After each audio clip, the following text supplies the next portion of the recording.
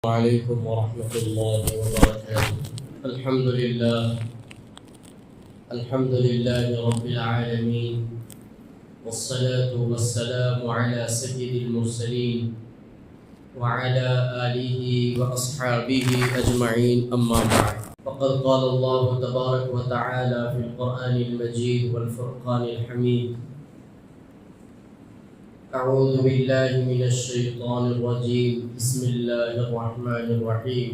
يا أيها الذين آمنوا ادخلوا في السلم كافة ولا تتبعوا خطوات الشيطان إنه لكم عدو مبين. وقال تعالى في موضع آخر: يا أيها الذين آمنوا لا تأكلوا أموالكم بينكم بالباطل إلا أن تكون تجارة عن تراض منكم ولا تقتلوا أنفسكم إن الله كان بكم رحيما.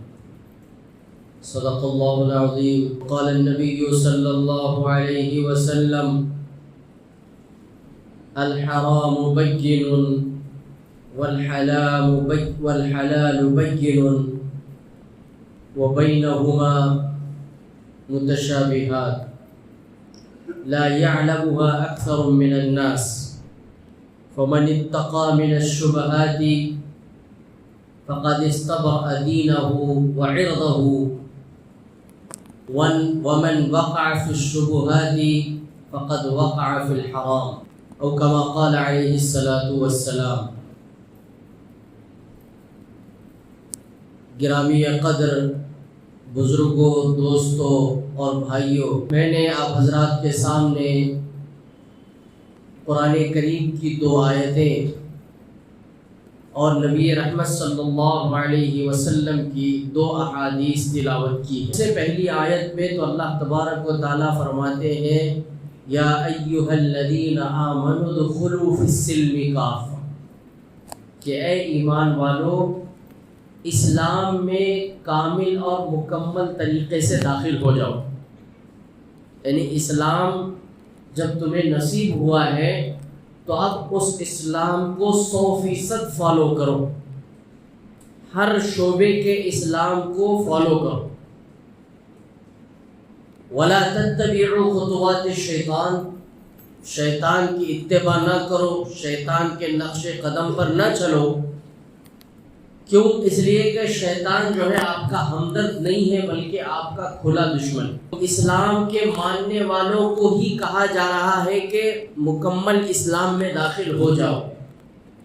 مفسرین نے لکھا ہے اس کا مطلب یہ ہے کہ انسان اسلام کو صرف عبادتوں کے حد تک سمجھتا ہے، معاملات کو اسلام نہیں سمجھتا، معاملات کے دین کو دین نہیں سمجھتا، معاشرے کے دین کو دین نہیں سمجھتا. وہ صرف یہ سمجھتا ہے کہ 5 وقت نماز پڑھ لی جائے، سال میں 1 مہینے کے روزے رکھ لیے جائیں، اللہ نے دولت دی ہے تو زندگی میں 1 مرتبہ حج کر لیا جائے اور سال میں 1 مرتبہ زکوٰۃ نکال دی جائے. بس یہی اسلام ہے، اس کے علاوہ اور کچھ اسلام نہیں. دوسری آیت میں اگر آپ غور کریں گے تو ہمیں اللہ تبارک و تعالیٰ فرماتے ہیں کہ یا ایھا الذین آمنوا لا تأکلوا اموالکم بینکم بالباطل، کہ اے ایمان والو، تم لوگوں کا ناحق مال مت کھاؤ، ناجائز طریقے سے کسی کے مال کو ہڑپ مت کرو، ناجائز طریقے سے کسی کی جائیداد پر قبضہ مت کرو، ناجائز طریقے سے کسی بیوہ کا، کسی یتیم کا مال اپنے ذات پر خرچ نہ کرو. الا ان تکون تجارۃ عن تراض منکم، ہاں ایسا ہو سکتا ہے کہ جس کا مال ہے وہ آپ کو دے دے اور آپ سے یہ کہے کہ آپ اس سے تجارت کیجئے، بزنس کیجئے، اور اس میں جو پروفٹ ہوگا اس کی شیئرنگ مجھے دیجئے. تو دونوں کی آپس کی رضامندی سے اگر مال خرچ ہوتا ہے تو یہ مال خرچ کرنا جائز ہے، ورنہ ہرگز جائز نہیں. یہ تو 2 آیتوں کا مفہوم ہوا. حدیث پاک میں اللہ کے نبی صلی اللہ علیہ وسلم فرماتے ہیں الحرام بین والحلال بین بینہما متشابہات۔ اللہ تعالیٰ نے حرام چیزوں کو بھی واضح طور پر قرآن میں بیان فرمایا، حلال چیزوں کو بھی واضح طور پر قرآن میں بیان فرمایا۔ ان دونوں کے درمیان جو چیزیں ہیں جس کے بارے میں کچھ بھی احکامات نازل نہیں ہوئے وہ گویا متشابہات ہیں، یعنی اس میں شبہ ہے، اس میں ڈاؤٹ ہے، اور بہت سارے لوگ ان شبہات کے بارے میں نہیں جانتے۔ تو اللہ کے نبی صلی اللہ علیہ وسلم فرماتے ہیں کہ جب آپ کو یہ بتلایا گیا ہے کہ یہ چیزیں حرام ہیں تو اس سے بچنا چاہیے، اور جب آپ سے یہ کہا گیا ہے کہ یہ چیزیں حلال ہیں جس کو واضح کر دیا گیا ہے اس کو اختیار کر لینا چاہیے، جن چیزوں کے بارے میں کچھ نہیں کہا گیا اس سے بچنا چاہیے۔ فَمَنِ اتَّقَىٰ الشُّبُهَاتِ فَقَدِ اسْتَبْرَأَ دِينَهُ وَعَرْضَهُ، جو آدمی ڈاؤٹ فل چیزوں سے بچ جاتا ہے کہ یہ حلال ہے کہ حرام ہے کہ، تو ان چیزوں سے بچ جاتا ہے تو اللہ کے نبی صلی اللہ علیہ وسلم فرماتے ہیں کہ اس نے اپنے دین کی بھی حفاظت کی، اپنی عزت کی بھی حفاظت کی۔ اور جو آدمی ڈاؤٹ فل چیزوں کو اختیار کر لیتا ہے وہ یہ نہیں جاننے کی کوشش کرتا کہ اسلام میں یہ حلال ہے کہ حرام ہے، بس جو آیا ہڑپ لو، اس نیت سے وہ آگے بڑھنا شروع کر دیتا ہے تو وہ آدمی حرام میں مبتلا ہو جاتا ہے۔ عزیزان گرامی، ان احادیث کی روشنی میں اور قرآن کریم کی آیات کی روشنی میں اگر ہم اسلام کو سمجھنے کی کوشش کریں گے تو اسلام کے دو حصے، دین کے دو حصے ہیں، ایک عبادتوں والا دین ہے اور ایک معاملات والا دین ہے۔ عبادتوں والا دین جیسے نماز پڑھنا، روزہ رکھنا، زکوٰۃ دینا، حج کرنا، یہ عبادتوں والا دین، اور ایک ہے معاملات والا دین۔ معاملات والے دین میں کیا ہے؟ تجارت ہے، معاشرت ہے، بزنس ہے، کاروبار ہے، اور اسی طریقے سے پڑوسیوں کے ساتھ حسن سلوک ہے، یتیموں اور بیواؤں کے حقوق ہیں، اپنے بھائی اور بہنوں کے حقوق ہیں، اپنے والدین کے حقوق ہیں، بیوی اور بچوں کے حقوق ہیں۔ یہ پورا کے پورا دین جو ہے معاملات والا دین۔ جو معاشرہ یا جو خاندان عبادت والا دین اور معاملت والا دین دونوں کو پیرلل انصاف کے ساتھ لے کے چلتا ہے تو وہ گھرانے میں امن و سکون ہوتا ہے، اس گھرانے میں اللہ کی رحمتیں برستی ہیں، اس گھرانے کے اوپر اللہ تبارک و تعالی مصیبتوں کو آنے سے روکتے ہیں، کیونکہ اس گھرانے نے اللہ کے حقوق کی بھی پاسداری کی ہے اور بندوں کے حقوق کا بھی لحاظ کیا ہے، لہٰذا اللہ تعالیٰ اس گھرانے کے محافظ بن جاتے ہیں۔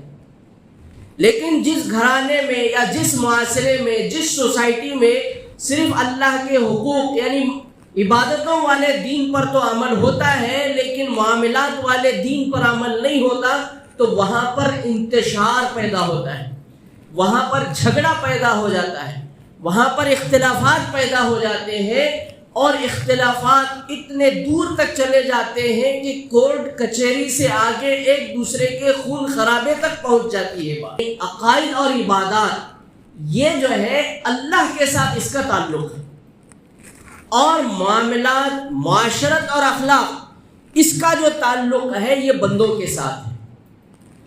تو اس سے کیا معلوم ہوا کہ مجموعی طور پر اسلام پر اگر کوئی آدمی مکمل طور پر عمل کرنا چاہتا ہے تو اس کو عبادتوں کو بھی درست کرنا ضروری ہے اور معاملات کو بھی درست کرنا ضروری ہے۔ اسی لیے بزرگان دین فرماتے ہیں عبادتوں سے دین زندگی میں آتا ہے اور معاملات سے دین زندگیوں سے نکل جاتا ہے، اور جب آدمی معاملات کے سلسلے میں متفکر نہیں ہوتا تو اللہ کے احکامات کی خلاف ورزی ہو رہی ہے، اس کو اس بات کا احساس بھی نہیں ہوتا۔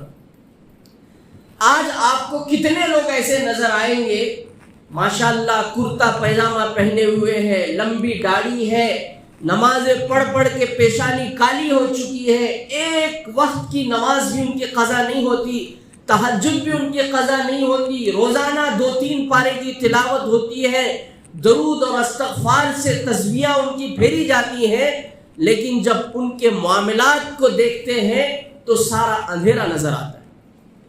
یا تو اس نے اپنی تجارت کو جھوٹ کی بنیاد پر قائم کیا ہے، یا تو اس نے اپنی تجارت کو جھوٹ بول کر کے ترقی دی ہے، یا اس نے اپنے بھائی کا حق دبایا ہے، یا اپنے بہن کا حق اس نے دینے سے انکار کر دیا ہے، یا کسی کی زمین پر یا کسی کے گھر پر ناجائز قبضہ کیا ہوا ہے، کسی غریب کا، کسی یتیم کا، کسی بیوہ کا مال ہڑپ کر چکا ہے، یہ اس کے معاملات کے اندر ہم کو نظر آتا ہے۔ تو ایسا آدمی جو عبادتوں کے اندر تو پکا ہے لیکن معاملات کے اندر پکا نہیں ہے، اللہ کے نزدیک اس کی عبادتوں کا کوئی ویلیو نہیں۔ اسی لیے ایک مرتبہ حضرت عمر رضی اللہ تعالیٰ عنہ کے پاس ایک مقدمہ آیا، تو مقدمہ جب آتا تھا تو ظاہر ہے گواہ پیش کرنے پڑتے ہیں۔ جب آپ کوئی دعویٰ کرتے ہیں تو اپنے دعوے کے تائید میں آپ کو گواہ پیش کرنا ہے۔ تو حضرت فاروق اعظم رضی اللہ تعالیٰ عنہ نے فرمایا کہ گواہ لے آؤ، تو 2 گواہ پیش کیے گئے۔ ایک گواہ کے بارے میں تو حضرت فاروق اعظم جانتے تھے، اس کی پوری کنڈلی، اس کی پوری ہسٹری جانتے تھے۔ دوسرے گواہ کے بارے میں حضرت عمر فاروق کو معلومات نہیں تھی۔ انہوں نے پوچھا کہ بھئی یہ جو گواہ جو آپ نے پیش کیے ہیں، یہ گواہ دیندار ہے، اس کی کیا گارنٹی ہے؟ تو کسی بھی آدمی کے دینداری کو پرکھنے کے لیے حضرت فاروق اعظم رضی اللہ تعالیٰ عنہ نے کچھ پیمانے بتائے، کچھ پیرامیٹرز بتائے۔ سب سے پہلے انہوں نے سوال کیا، کیا آپ نے کبھی اس آدمی کے ساتھ سفر کیا ہے؟ تو آدمی کی پہچان کہاں ہوتی ہے؟ سفر میں ہوتی ہے۔ تو اس نے کہا کہ صاحب میں نے تو ان کے ساتھ سفر نہیں کیا۔ تو کہا کہ کبھی آپ نے ان کے ساتھ کوئی معاملہ کیا ہے؟ تو اس نے کہا کہ کوئی معاملہ بھی نہیں کیا۔ تو فرمایا کہ کیا آپ اس کے پڑوسی ہیں؟ کیا یہ آدمی کبھی 2 دن کے لیے، 10 دن کے لیے، مہینے کے لیے، سال کے لیے آپ کے پڑوس میں رہا ہے؟ تو اس نے کہا کہ یہ بھی نہیں رہا۔ تو ہو سکتا ہے پھر آپ نے اس کو جو گواہی کے طور پر میرے سامنے پیش کیا ہے، آپ نے اس کو نماز پڑھتے ہوئے دیکھا ہوگا، رکوع سجدہ کرتا ہوا دیکھا ہوگا، اس لیے آپ نے اس کو گواہی کے طور پر پیش کیا ہے۔ تو اس نے کہا کہ جی میں نے ان کو نماز پڑھتے ہوئے دیکھا، 5 وقت یہ نماز پابندی کے ساتھ پڑھتے ہیں، مسجد میں اپنے اوقات گزارتے ہیں، اللہ والوں کی مجلس میں بیٹھتے ہیں، قرآن کی تلاوت میں ہمیشہ مصروف ہوتے ہیں۔ حضرت فاروق اعظم رضی اللہ تعالیٰ عنہ نے اس کی گواہی قبول کرنے سے انکار کر دیا۔ کہا کہ کسی آدمی کے دیندار اور ایماندار ہونے کے لیے صرف یہ کافی نہیں ہے کہ وہ نمازی ہے، صرف یہ کافی نہیں کہ وہ تہجد گزار ہے، صرف یہ کافی نہیں ہے کہ وہ ذکر و اذکار کرنے والا ہے، قرآن کی تلاوت کا پابند ہے، بلکہ کسی بھی انسان کی دینداری اور ایمانداری کے لیے ضروری ہے کہ اس کے معاملات درست ہوں۔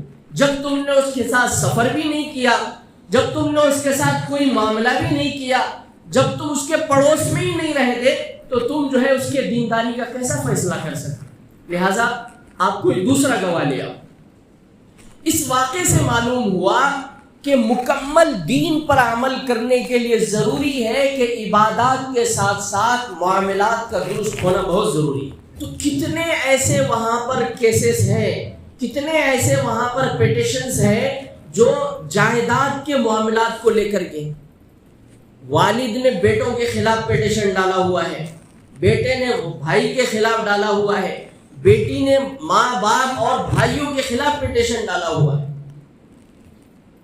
یہ معاملات کلیئر نہیں ہونے کی وجہ سے یہ سارے آپس کے جھگڑے پیدا ہو چکے ہیں، اور سارا خاندان جو ایک کنبہ ہوتا ہے، جو ایک طاقت ہوتی ہے، وہ کنبہ اور وہ طاقت پوری بکھر چکی ہے۔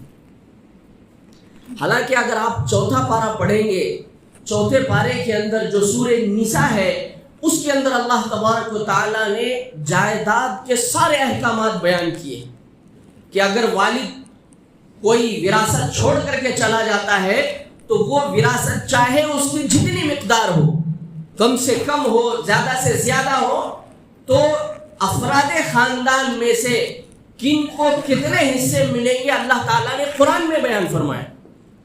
اگر اس کا بیٹا ہے تو بیٹے کو کتنے حصے ملیں گے، بیٹی ہے تو بیٹی کو کتنے حصے ملیں گے، بیٹیاں اگر 2 سے 1 سے زیادہ ہے تو ان کو کتنے حصے ملیں گے، بیوی اگر زندہ ہے تو ان کو کتنا حصہ ملے گا. یہ سارے احکامات اللہ تبارک و تعالیٰ نے قرآن کریم میں بیان فرمائے.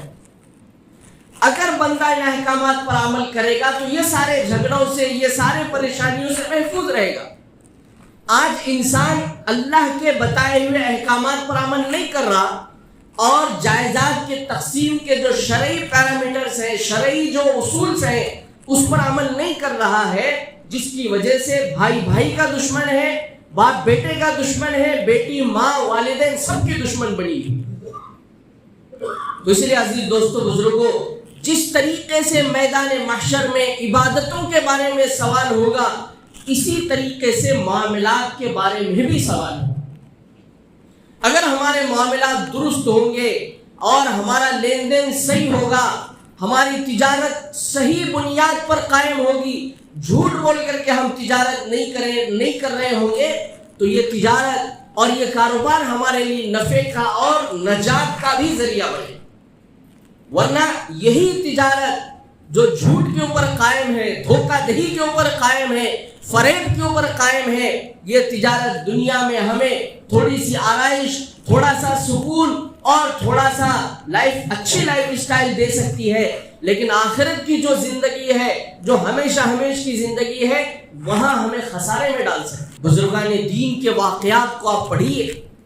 بزرگان دین کی خدمت کرتے ہوئے تجارت بھی کرتے تھے، اور تجارت کے اندر وہ کتنا احتیاط سے کام لیتے. حضرت یونس ابن عبید رحمۃ اللہ علیہ بہت بڑے عالم دین ہیں، بہت بڑے صوفی ہیں اور تاجر بھی. بازار میں آپ کی چادروں کی دکان ہے. ایک عورت چادر لے کر کے آئی اور اس نے کہا کہ حضرت میں یہ چادر بیچنا چاہتی ہوں. تو حضرت یونس بن عبید نے پوچھا کہ کتنے میں بیچنا چاہتی ہے؟ تو انہوں نے کہا کہ میں اس کو 500 دینار میں بیچنا چاہتی ہوں، 500 درہم میں. تو حضرت نے چادر اپنے ہاتھ میں لی تو دیکھا کہ چادر بہت ہائی کوالٹی کی ہے، اس کی قیمت بازار میں کم از کم 1000 دینار ہے. یہ عورت جو ہے 500 روپے میں بیچ رہی ہے. تو اب 2 وجہ ہو سکتے. حضرت کے ذہن میں 2 وجہ آئی. ایک تو وجہ یہ آئی کہ یہ واقعی عورت مجبور ہے اور مجبوری کی وجہ سے اتنی کم قیمت میں یہ چادر بیچ رہی ہے. یا دوسری وجہ یہ ہو سکتی ہے کہ اس عورت کو مارکیٹ ویلیو کے بارے میں پتہ ہی نہیں. اگر ہم اس جگہ ہوتے تو ہم جو ہے چانس کا فائدہ اٹھاتے ہیں. چانس میں کوئی چیز ملی تو ہم کیا ہے اس کا فائدہ اٹھاتے ہیں. حالانکہ وہ جو خاتون ہے 500 درہم میں اس چادر کو بیچنے کے لیے تیار ہے، لیکن یہ اللہ والے اس موقع سے فائدہ اٹھانا نہیں چاہتے. انہوں نے کہا کہ، اور اس کے بعد انہوں نے کہا کہ میں 1000 درہم دے کر کے یہ چادر خریدنا چاہتا ہوں. انہوں نے 1000 درہم دیا اور وہ چادر خرید. اب عورت حیران رہ گئی. اس نے کہا کہ حضرت میں تو یہ چادر صرف 500 درہم میں بیچنے کے لیے بازار میں آئی تھی، آپ نے اس کو 500 بڑھ کر کے 1000 درہم میں خرید لیا، اس کی وجہ کیا ہے؟ تو انہوں نے کہا کہ بہن آپ کو مارکیٹ کا اندازہ نہیں ہے. جو چادر آپ مارکیٹ میں بیچنے کے لیے آئی ہو، اس کوالٹی کی جو چادر ہے اس کی کم از کم قیمت 1000 روپے ہے. آپ کو اس کا علم نہیں ہے، اس لیے میں یہ نہیں چاہتا کہ آپ کی لا علمی کی وجہ سے یا آپ کی مجبوری کی وجہ سے آپ کی ایک قیمتی چیز کو ہلکے دام میں خرید لوں. اللہ اکبر. اندازہ لگائیے کہ بزرگان دین تجارت کے اندر کتنی ایمانداری سے تجارت کرتے تھے. یعنی کسی کے مجبوری کا فائدہ نہیں اٹھاتے تھے، کسی کی لا علمی کا فائدہ نہیں اٹھاتے تھے. آج دیکھیے ہمارے معاشرے کے اندر ہم جو ہے کوئی چانس کا گھر مل جاتا ہے تو اس کی تلاش میں ہوتے ہیں. کوئی مجبور آدمی ہوتا ہے، ایک چیز اس نے 1 لاکھ روپے میں خریدی ہے، لیکن اس کو کسی چیز کی ضرورت پڑ گئی، اب وہ 70,000 میں بیچنے کے لیے تیار ہے. حالانکہ آپ دیکھ رہے ہیں کہ اس کی قیمت مارکیٹ میں 1 لاکھ روپے ہے، آپ 70,000 فوراً دے کر کے اس کو خرید لیتے ہیں۔ نہیں ہے، آج کل موبائلوں میں یہ بہت زیادہ ہو رہا ہے کہ بچہ جو ہے کوئی بھی آدمی موبائل خرید لیتا ہے، خریدنے کے بعد جب اس کو 60-70 ہزار کا موبائل خرید لیتا ہے، جب اس کو پیسوں کی ضرورت پڑتی ہے تو وہی موبائل وہ 20-30 ہزار میں بیچنے کے لیے تیار ہو جاتا ہے اور لوگ آگے بڑھ کر کے اس کو خرید لیتے ہیں۔ اگر کوئی آدمی اس طریقے کی تجارت میں انوالو ہے یا اس طریقے کی تجارت کر کے اپنی دنیا کو سنوار رہا ہے تو وہ اپنے پیٹ میں جہنم کی آگ بھر رہا ہے، اپنے گھر میں اللہ کی طرف سے عذاب کو نازل ہونے کی دعوت دے رہا ہے۔ اس لیے عزیزان گرامی، معاملات کا درست ہونا بہت ضروری ہے، معاملات کا دین سیکھنا بھی بہت ضروری ہے۔ ہم نماز کے احکامات، نماز کے فرائض، نماز کے واجبات، نماز کی سنتیں، وضو کی سنتیں، وضو کے فرائض، غسل، یہ سب یاد کر لیتے ہیں، لیکن ہم کسی عالم دین کے پاس یا کسی مفتی کے پاس بیٹھ کر کے تجارت کا دین سیکھنے کی ضرورت محسوس نہیں کرتے۔ حالانکہ تجارت کا دین ایک مستقل دین ہے، معاملات کا دین ایک مستقل دین ہے، وراثت کا دین ایک مستقل دین ہے۔ اگر ہم اس کے اوپر اس کو جان کر کے اس پر عمل کریں گے تو اللہ تبارک و تعالیٰ دینی اعتبار سے بھی ہم اللہ کے نزدیک کامل و مکمل ہوں گے اور دنیاوی اعتبار سے بھی اللہ کے نزدیک کامل و مکمل ہوں گے۔ معاملات میں جو خرابی آتی ہے اس کی بنیادی وجہ انسان کی زبان ہے۔ جب آدمی کسی تجارت میں یا کسی کاروبار میں زبان دے دیتا ہے کہ میں نے یہ چیز آپ کو اتنے میں بیچ دی ہے، تو اب اس کو اس زبان پر قائم رہنا ضروری ہے۔ اگر کوئی دوسرا آدمی اس سے زیادہ پر اس کو آ کر کے آفر کرتا ہے تو بھی اس کو اس زیادہ قیمت پر بیچنے کی اجازت نہیں۔ اگر وہ بیچ دے گا تو وہ خائن کہلائے گا، دھوکے باز کہلائے گا، اور جو آدمی دھوکے باز اور زبان کا پکا نہیں ہوتا، اللہ کے نبی صلی اللہ علیہ وسلم نے فرمایا کہ اس آدمی کا ٹھکانہ جہنم۔ امام بخاری رحمۃ اللہ علیہ سب لوگ جانتے ہیں، تاجر تھے، بزنس مین تھے، بازار میں کچھ چیزیں وہ بیچ رہے تھے۔ ایک وفد آیا، گروپس آتے تھے پہلے، ایک وفد آیا اور اس نے امام بخاری رحمۃ اللہ علیہ سے جو سامان وہ لے کر کے بیچ رہے تھے اس سلسلے میں کپڑے کی تھان رکھی ہوئی تھی، تو اس سلسلے میں خرید و فروخت کی بات ہوئی۔ لیکن امام بخاری رحمۃ اللہ علیہ نے فرمایا کہ میں نے آپ کو یہ قیمت تو دی ہے لیکن مجھے 3 دن کی مہلت دے دیجیے، اس قیمت کے تعلق سے میں بھی غور و فکر کروں گا اور آپ بھی سیٹسفائی ہو جائے کہ بھائی میں نے جو قیمت دے کر کے یہ چیز خریدی ہے تو میرا بھی دل مطمئن ہونا چاہیے۔ یہ لین دین میں یہ بہت ضروری ہے، دھوکے سے کوئی بھی چیز لپیٹ کر کے بیچ دینا اسلام میں جائز نہیں۔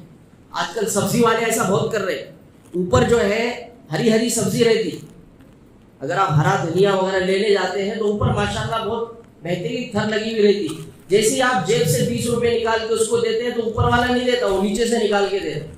اب گھر میں جا کر کے جب اس کو کھولتے ہیں تو آدھے سے زیادہ سڑا ہوا ہوتا۔ اس طریقے کی تجارت حرام ہے اور اس سے کبھی بھی کمائی میں برکت نہیں ہو۔ یہ بہت چھوٹی چھوٹی چیزیں ہیں جس کی طرف ہمارا ذہن نہیں جاتا، لیکن یہ دین کا بہت اہم حصہ ہے۔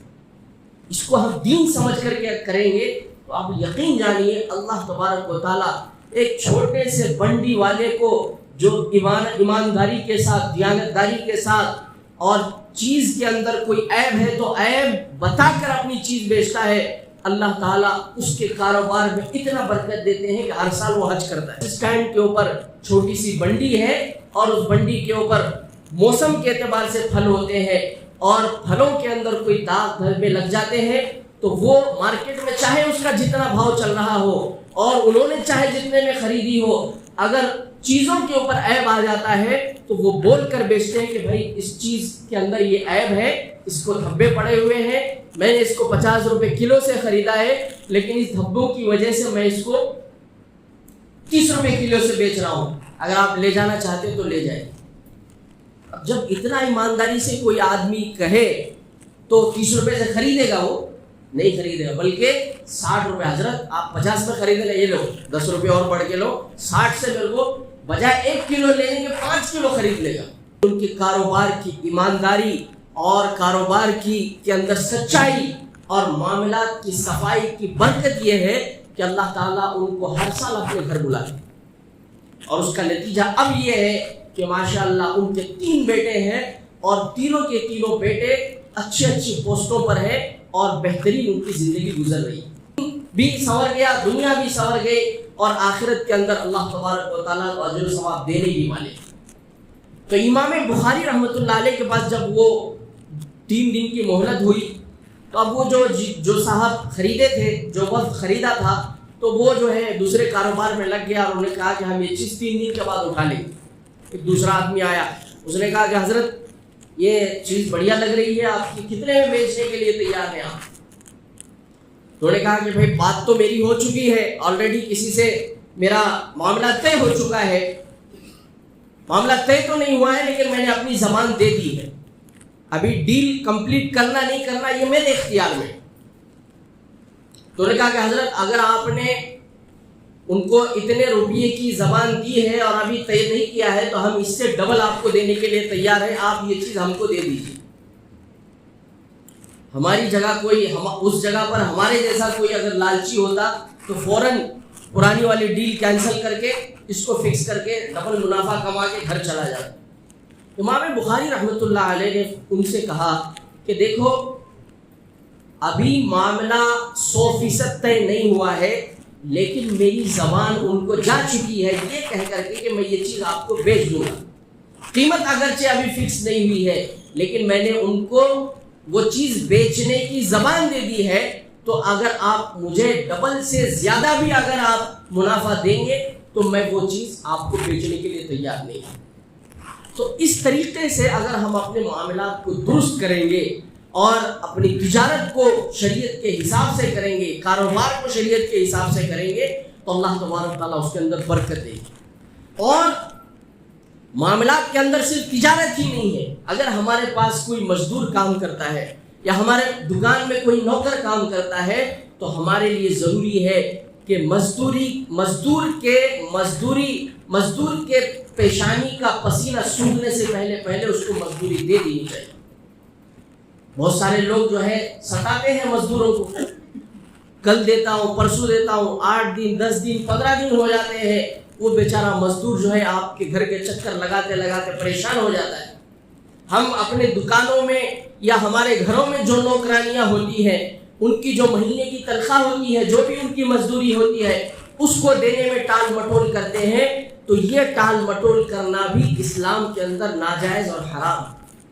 آپ کے ٹال مٹول کی وجہ سے جتنا مزدور کو اور نوکر کو تکلیف ہوگی اتنا گناہ آپ کے نامہ اعمال میں لکھا جائے گا. اسی لیے نبی پاک صلی اللہ علیہ وسلم نے صحابہ سے ایک مرتبہ پوچھا کہ میری امت کا سب سے زیادہ مفلس آدمی کون ہے بتاؤ. تو صحابہ نے فرمایا کہ یا رسول اللہ صلی اللہ علیہ وسلم جس کے پاس مال نہیں ہے, جس کے پاس گھر نہیں ہے, جس کے پاس پراپرٹی نہیں ہے, وہی مفلس ہو سکتا ہے, اس کے علاوہ کون ہو سکتا ہے؟ اللہ کے نبی صلی اللہ علیہ وسلم نے فرمایا کہ وہ آدمی مخلص نہیں ہے بلکہ مفلس وہ آدمی ہے جب قیامت کا دن قائم ہوگا تو اس کے پاس نیکیوں کے انبار ہوں گے لیکن معاملات کے اعتبار سے وہ زیرو ہوگا. اس نے اپنے بھائیوں کا حق مارا ہوگا, اس نے اپنے بہنوں کو وراثت میں حصہ نہیں دیا ہوگا, اس نے اپنے والدین کی بڑھاپے میں خبرگیری نہیں کی ہوگی, اس کی وجہ سے اس کے پڑوسی تکلیف میں رہے ہوں گے, یا اس نے کسی غریب یتیم کے زمین پر یا اس کے گھر پر قبضہ کیا ہوگا, یا ناجائز طریقے سے کسی کی جائیداد کو بیچ دیا ہوگا. ایسا آدمی سب سے زیادہ مفلس ہوگا, کیونکہ اللہ تعالیٰ اس کو فرمائیں گے جن جن لوگوں کا حق اس نے دبایا ہے تو ان لوگوں کو اس کے پاس بھیجیں گے اور کہیں گے کہ جاؤ اور تم اپنا حق وصول کرو. تو جن جن لوگوں کے حق اس نے دنیا کے اندر دبائے تھے اللہ تعالیٰ اس کے بدلے میں اس کی ساری نیکیاں ان لوگوں کو دے دیں گے, اور جب ساری نیکیاں ان کو دیں گے تو جن لوگوں کے حق اس نے دبائے تھے ان کے سارے گناہ اس کے اوپر لاد دیں گے. تو اس کے جھولی میں صرف گناہ ہی گناہ رہیں گے اور ساری نیکیاں جن کے حق اس نے دنیا میں دبایا تھا اس کو تقسیم کر دیے جائیں گے. تو ایک آدمی پورے نیکیوں کا انبار لے کر کے آیا تھا لیکن دنیا میں بندوں کے حقوق کو انہیں پورا نہیں کیا، لوگوں کے حق کو اس نے دبایا، اس لیے اللہ تعالیٰ اس کو جو ہے سارے نیکیاں ان بندوں کو دے دیں گے اور ان کے گناہ اس کے اوپر لاد دیں گے، تو اس کی لاچاری اور بیچارگی ایسی ہوگی کہ اتنے نیکیاں اور اتنی عبادتیں کمانے کے باوجود فرشتے اس کو اوندے منہ گھسیٹ کر جہنم میں ڈالیں۔ تو اللہ کے نبی صلی اللہ علیہ وسلم نے فرمایا کہ سب سے زیادہ مفلس آدمی میری امت کا یہ ہے۔ اس لیے عزیزان گرامی، ہمیں دونوں طریقے کا دین سیکھنا ہے۔ ایک تو ایک تو عبادتوں والا دین ہے جس کو حقوق اللہ سے اس کا تعلق ہے، اس میں اگر کمی کوتاہی ہو جاتی ہے تو ہمارے پاس آپشن ہے کہ ہم توبہ و استغفار کر کے اللہ سے اس کے حق معاف کروا سکتے ہیں، لیکن بندوں کے حقوق کے اندر ہم کمی کوتاہی کریں گے تو اللہ تبارک و تعالیٰ معاف نہیں فرمائیں گے جب تک کہ وہ بندہ اسے معاف نہ کرے۔ اللہ تعالیٰ ہم سب کو کہنے سننے سے زیادہ عمل کرنے کی توفیق عطا فرمائے۔